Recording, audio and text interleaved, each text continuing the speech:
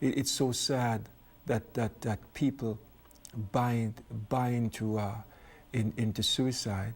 You know, there is one comedian I was watching a few years back, and he said, "I don't mind going to hell." He said, the beer there may be a little warm, but that's where the fun is. And it's a lie. It's a complete lie, because with life without Christ, it leads to a hopeless end. But it's not really the end. It's the end of life as we know it here.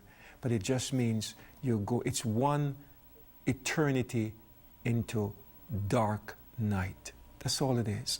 And if you're contemplating suicide out there, and if you feel, and usually it's the number one reason is because of hopelessness.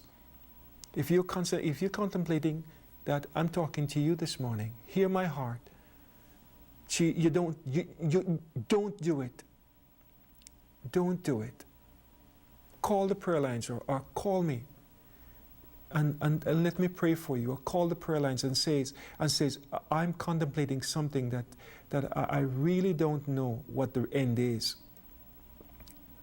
But because death is not the end, it's just the beginning of eternity, life without end.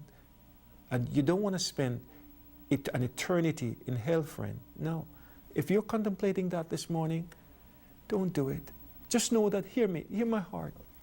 Jesus Christ loves you. He loved you so much that he was willing to go to the cross, die a horrible death, to take the penalty of your sin and mine upon himself.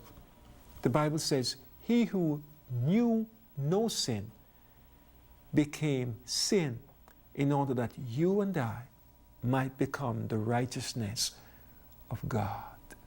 How wonderful is that? I encourage you this morning, if you're contemplating suicide, don't. There is a better way. There's a freedom that you can have in Jesus Christ.